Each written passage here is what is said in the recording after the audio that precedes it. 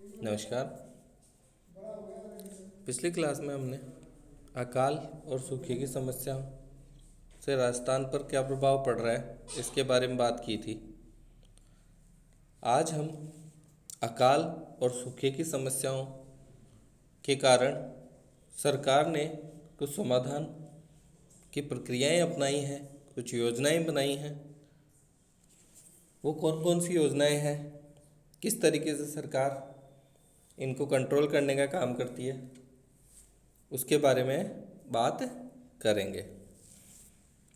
तो सबसे पहले तो विशिष्ट योजना संगठन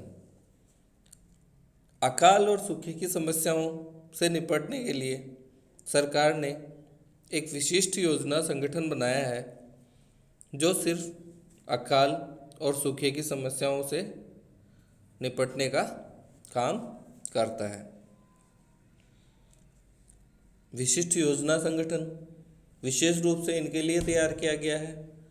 तो यहाँ प्रयास किया जाता है कि जो अकाल और सूखे की वजह से ग्रामीण एरिया में और कहीं जो समस्याएं उत्पन्न हो रही हैं उन समस्याओं को कैसे समाप्त किया जाए, इसके बारे में योजनाएं बनाई जाती हैं और इन योजनाओं के क्रियान्वयन को देखा जाता है। फिर बात करें सूखा और अकाल जो प्रभावित होने की संभावित जो क्षेत्र हैं उन क्षेत्रों के लिए कुछ कार्यक्रम चलाए जाते हैं जहां अकाल और सूखे की संभावना अधिक है। उन क्षेत्रों जैसे राजस्थान का आपको पता है कि बहुत बड़ा इलाका मरुस्थलीय है, जो आपकी पश्चिम वाली सीमा है, पाकिस्तान से जुड़ी हुई सीमा है, वो पूरी रेगिस्तानी है। वहाँ बारिश बहुत कम होती है। बारिश कम होने के कारण वहाँ कृषि उत्पाद या कृषि नहीं उत्पन्न हो पाती, पैदा नहीं हो पाती, कृषि पैदावार कम है। पशुपालन भी जो कृषि पर डिपेंड है वह बहुत कम है।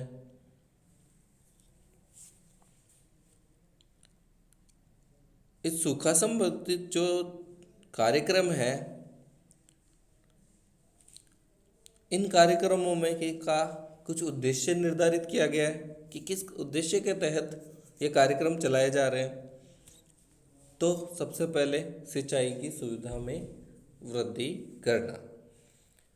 हमने कहा कि हमारा अधिकतम जो भूभाग है वह कृषि लायक नहीं है। हमने कहा पश्चिम वाले जो ज़िले हैं वो कृषि के लायक नहीं है क्योंकि वहाँ बारिश कम है और रेगिस्तानी है। तो वहाँ प्रयास किए जाए कि सिंचाई के अल्टरनेट साधन कैसे डेवलप किए जाएं। इन सिंचाई के अल्टरनेट साधनों के साथ साथ वहाँ वैकल्पिक कृषि के जो तरीके हैं उनको विकसित किया जाए। जब पानी बरसता नहीं है तो ये मान के चलें कि नहरी व्यवस्था के तहत वहाँ पानी उपलब्ध कराया जाए और किसी तरीके से कृषि के जो तरीके हैं, बूंद बूंद खेती है जो इसमें बहुत कम पानी लगता है, वो तरीक़ों का विस्तार किया जाए। पानी के लिए पाइपलाइनें बिछाई जाएं। फिर बात करते हैं कि आर्थिक विकास। जब हमने कहा ज़्यादातर लोग कृषि पर डिपेंड है, कृषि पानी पर डिपेंड है। जब सिंचाई सुविधाओं का हमने वहाँ व्यवस्था कर दी तो वहाँ पे कृषि उत्पन्न होने लग जाएगी, कृषि उपज अच्छी होने लग जाएगी। जैसे इसका एक उदाहरण देखिए, आप राजस्थान में गंगानगर है। कोई ज़माने में वहाँ पानी की उपलब्धता नहीं थी, लेकिन जैसे ही वहाँ नहर बनाई गई आज गंगानगर में बहुत अच्छी पैदावार होती है। तो जैसे ही आप सिंचाई की सुविधा का विकास करेंगे, वहाँ सिंचाई की सुविधा का विकास होते होते कृषि उत्पाद विकसित होंगे, कृषि अच्छी पैदावार होगी। कृषि की पैदावार होगी तो कृषि के जो उत्पाद जिसके लिए कच्चे माल हैं, वो कच्चे माल वाले उद्योग, छोटे उद्योग हैं, वो पनपेंगे। मतलब एक एरिया को आपने डेवलप कर लिया तो और एरिया ऑटोमेटिक डेवलप हो जाएंगे। और जब सीधी सी बात है कि आपको अलग अलग एरियो को डेवलप कर दिया आपने, कृषि को भी उत्पाद विकसित कर दिया। कृषि विकसित हुई तो पशुपालन अच्छा हुआ, पशुपालन अच्छा हुआ तो इनसे जो रॉ मटेरियल मिलता है जिसकी वजह से उद्योग धंधे चलते हैं वो उद्योग धंधे विकसित हुए। और इन सब चीज़ प्रक्रियाओं में सरकार को हर तरीके से रेवेन्यू मिलता है। तो रेवेन्यू मिला तो सरकार को आर्थिक विकास की जो गति बढ़ जाएगी। फिर है चरागाहों का विकास को प्राथमिकता देना। चरागाह बनाए जाए। हम हमारे पशुधन के लिए चरागाहों का विकास नहीं आज तक नहीं कर पाए। आज भी हमारे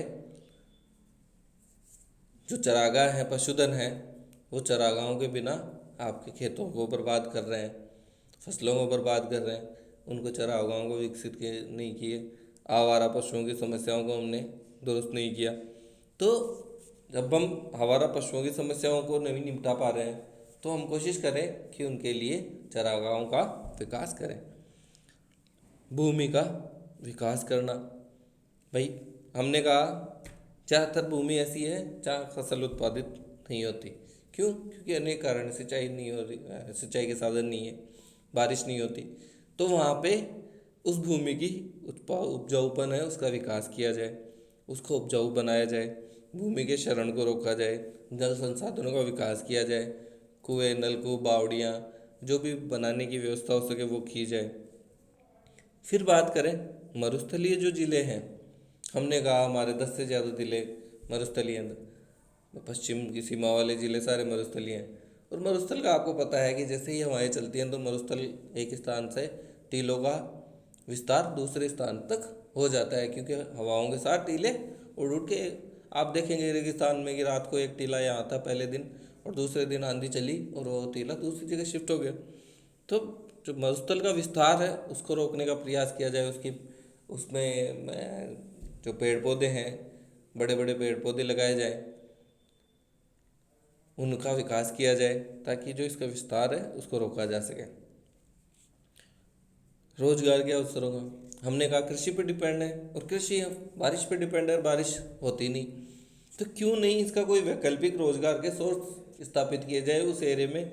जैसे आपने देखा होगा पिछले कुछ सालों में राजस्थान में रिफाइनरी लगाई जा रही है।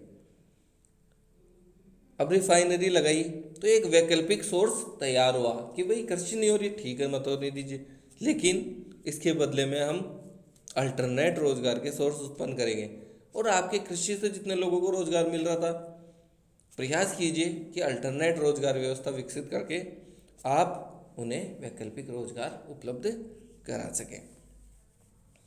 पेयजल की आपूर्ति की, हमने कहा कि बारिश नहीं होती तो पेयजल की समस्या होती है और पेयजल की समस्या का निवारण कीजिए, पाइपलाइन के थ्रू पानी पहुंचाइए और किसी तरीके से वहाँ लोगों को पानी की उपलब्धता सुनिश्चित कीजिए। कि आप भी जानते हैं कि पानी जल ही जीवन है और जब हमारे पास पीने का जल नहीं होगा तो हम सिंचाई के लिए कहाँ से, हम हमारे मवेशियों को कहाँ से पिलाएंगे, सिंचाई के लिए कहाँ से यूज़ करेंगे।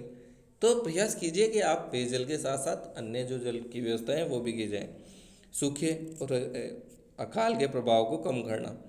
जो सूखा और अकाल है इसके प्रभाव को कम करने का प्रयास किया जाना चाहिए ताकि वहाँ के लोगों को जो जीवन स्तर है उनका प्रभावित कम से कम हो, और प्रभावित भी हो तो पॉजिटिव रूप से प्रभावित हो, एक विकास के रूप में प्रभावित हो, नकारात्मक जिसे हम कहेंगे उनके रोजगार के साधन छिन जाएं, ऐसा नहीं होना चाहिए।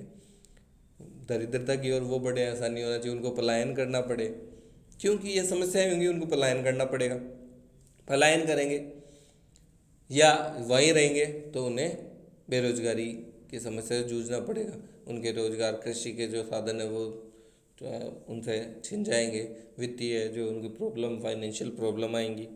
तो ऐसी अनेक समस्याएं हैं, उन समस्याओं को दूर करने का प्रयास कीजिए ताकि एक संपन्नता उस एरिया में विकसित की जा सके।